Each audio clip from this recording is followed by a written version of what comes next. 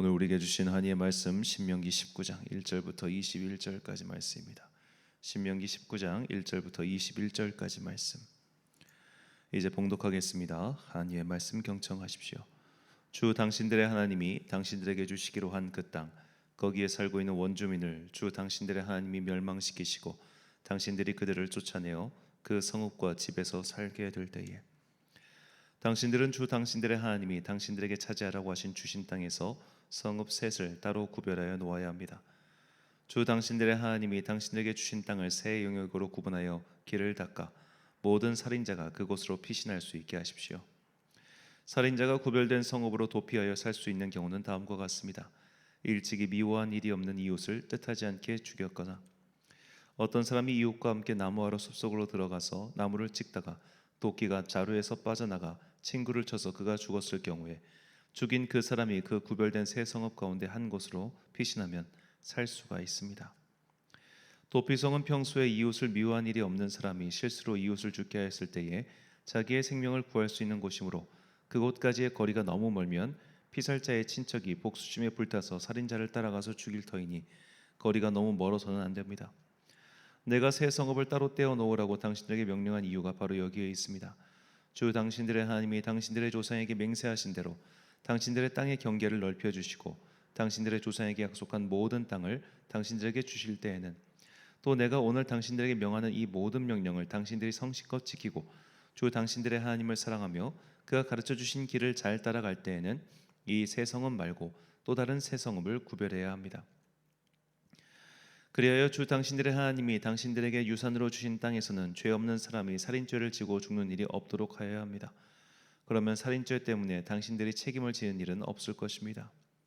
그러나 어떤 사람이 그의 이웃을 미워하여서 해치려고 숨었다가 일어나 이웃을 덮쳐서 그 생명에 치명상을 입혀 죽게 하고 이 여러 성읍 가운데 한 곳으로 피신하면 그가 살던 성읍의 장로들이 사람을 보내서 그를 거기에서 붙잡아다가 복수자의 손에 넘겨주어 죽이게 하여야 합니다. 당신들은 그런 사람에게 동정을 베풀어서는 안 됩니다. 이스라엘 안에서 죄 없는 사람이 죽임을 당한 일이 없어야만 당신들이 복을 받을 것입니다. 당신들은 주 하나님이 당신들에게 유산으로 주어 차지한 땅에서 이미 조상이 그어놓은 당신들 이웃의 경계선을 옮기지 마십시오. 어떤 잘못이나 어떤 범죄라도 한 사람의 증언만으로는 판정할 수 없습니다. 두세 사람의 증언이 있어야만 그 일을 확정할 수 있습니다. 남에게 죄를 뒤집어 씌우려는 나쁜 증인이 나타나면 소송을 하는 양쪽은 주님 앞에 나와 그 당시의 제사장들과 재판관 앞에 서서 재판을 받아야 합니다. 재판관들은 자세히 조사한 뒤에 그 증인이 그 이웃에게 거짓 증언한 것이 판명되거든 그 증인이 그 이웃을 해치려고 마음먹었던 대로 그 이웃에게 갚아주어야 합니다. 그래서 당신들 가운데서 그런 악의 뿌리를 뽑아야 합니다. 그러면 남은 사람들이 이 일을 듣고 두려워서 이런 악한 일을 하는 사람이 당신들 가운데서 다시는 생기지 않을 것입니다. 당신들은 이런 일에 동정을 베풀어서는 안 됩니다. 목숨에는 목숨으로, 눈에는 눈으로, 이에는 이로, 손에는 손으로, 발에는 발로 갚으십시오. 아멘. 신중히 더 신중히란 제목으로 하나님의 말씀 선포하겠습니다.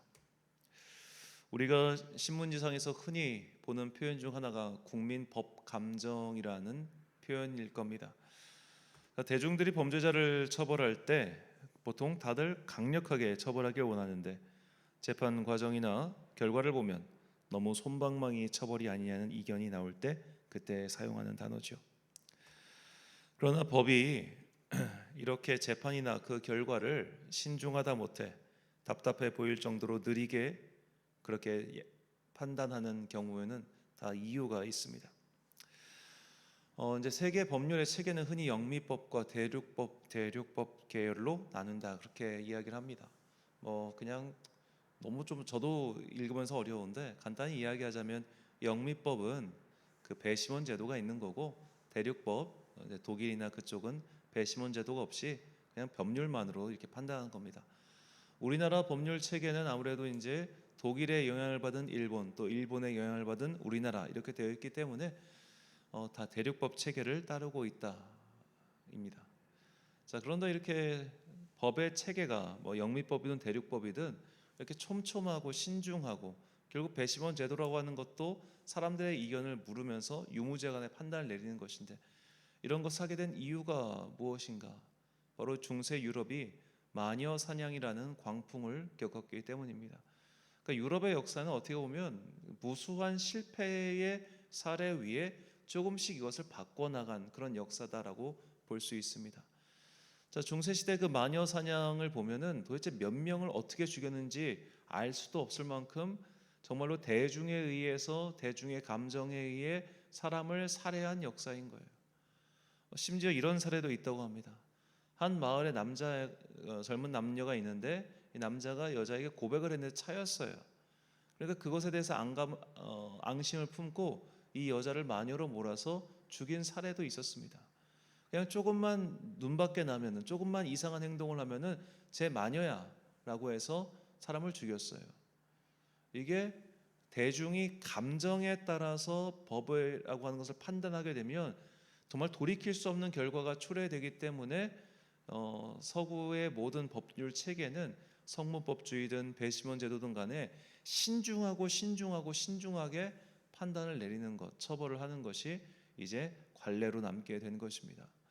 그 외에도 이제 프랑스의 드리피스 사건이라든지 유대인이란 이유만으로 첩자로 스파이로 몰려서 처벌을 받게 되는 경우, 그런 일들이 굉장히 유럽 역사에 많았단 말이에요.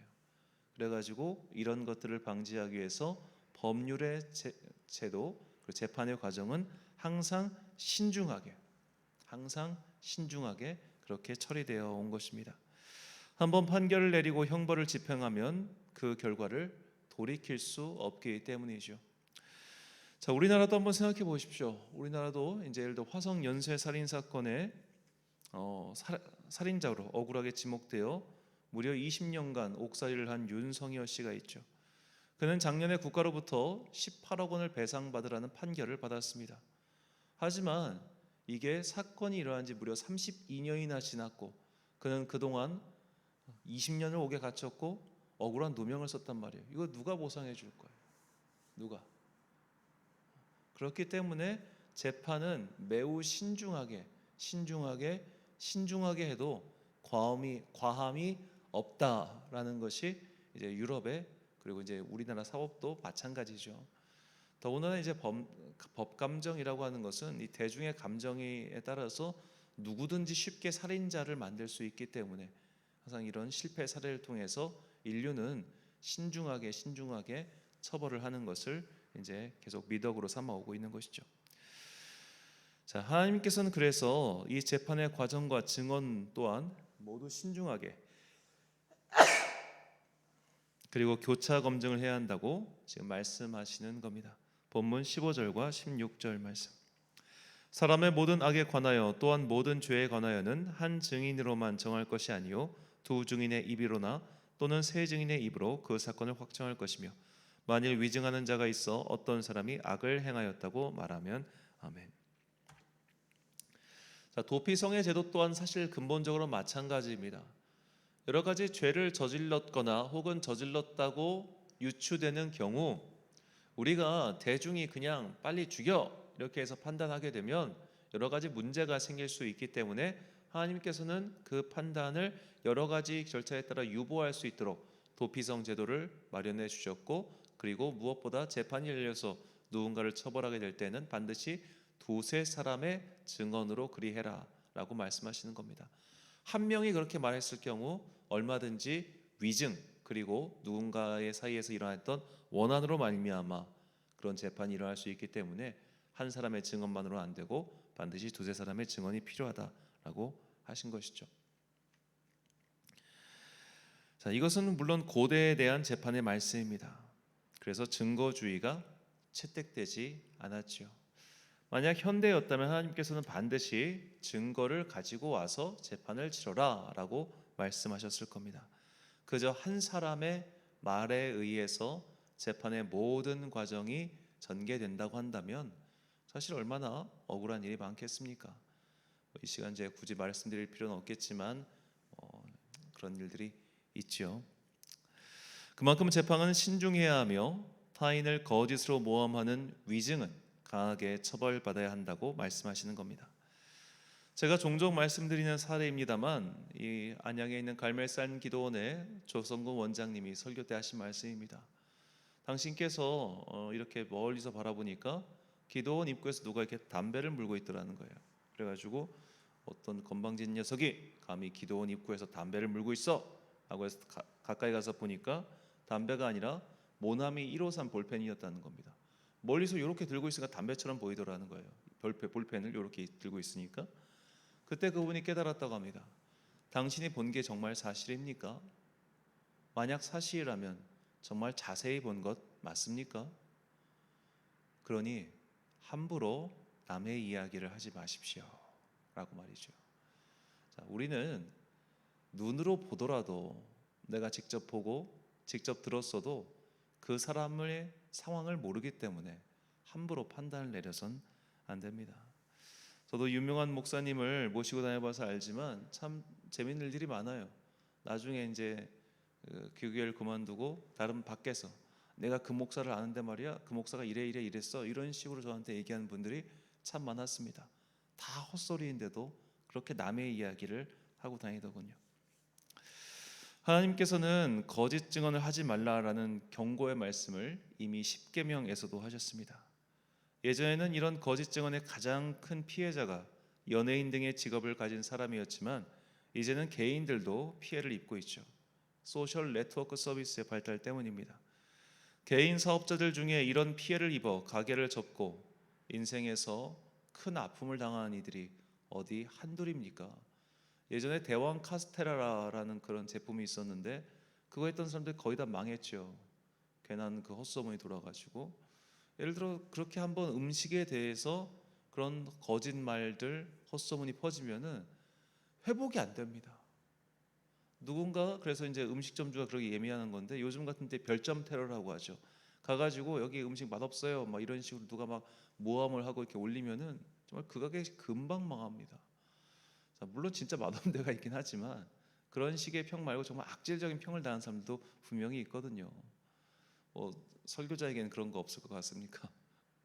자, 그렇기 때문에 그런 악질적인 댓글을 달고 악질적인 손가락질을 하고 악질적인 키보드질을 하는 사람들, 그런 사람들로 인해서 현대에서도 엄청나게 많은 피해가 발생하고 있죠. 이것 또한 모두 다 거짓 증언과 다를 것이 없습니다. 이런 모든 것들이 다 위증의 죄죠. 이제는 입이 아니라 손가락으로 글을 남기는 것이 진짜 문제인 시대이지만 야고보 사도의 권면을 우리 모두가 깊이 새겨야 할 것입니다. 야고보서 3장 2절과 3절 말씀입니다.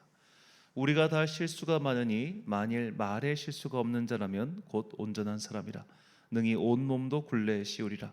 우리가 말들의 입에 재갈을 물리는 것은 우리에게 순종하게 하려고 그 온 몸을 제어하는 것이라. 아멘. 사랑하는 천안광성교회 성도 여러분, 그리고 이 새벽을 함께 깨우고 계신 귀한 주님의 자녀 여러분, 입에 지퍼를 채울 수 있으면 참 좋겠습니다.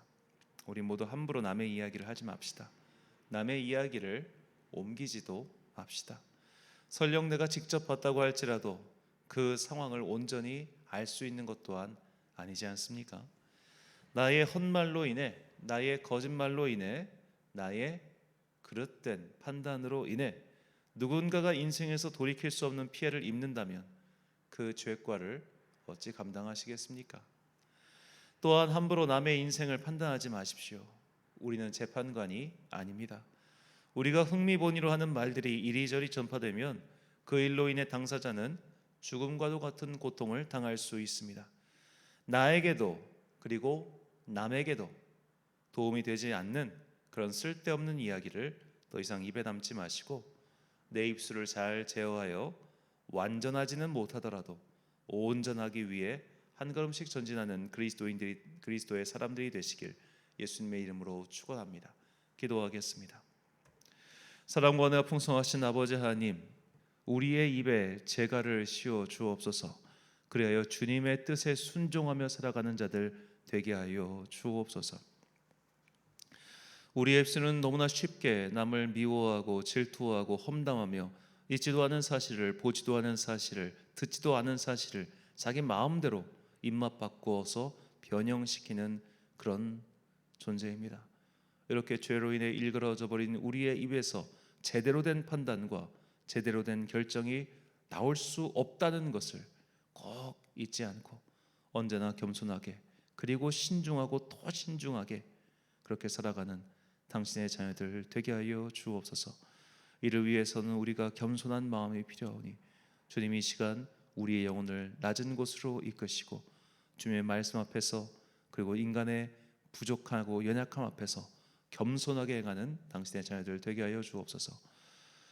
이 봄의 변덕스러운 날씨 속에서 열심히 살아가는 당신의 자녀들에게 복과 은혜 내려주시고 오늘도 따뜻하고 힘찬 성령의 두루마기를 각 영혼들에게 입혀 주옵소서. 오늘 하루도 참 좋으신 우리 주님의 은총과 평강이 예배드리고 기도하는 모든 성도들에게 임하기를 간절히 소망하오며 이 모든 말씀 우리 구주 예수 그리스도의 이름으로 기도드립니다. 아멘. 오늘의 기도 제목입니다. 나는 얼마나 남의 이야기를 하고 있습니까? 내 입술에서 남에 대한 언급을 자제할 수 있도록 이런 입술의 은사를 달라 기도하십시오. 오늘 주신 기도의 제목 가지고 기도와 묵상에 힘쓴 하루 되시길 바랍니다. 기도하겠습니다.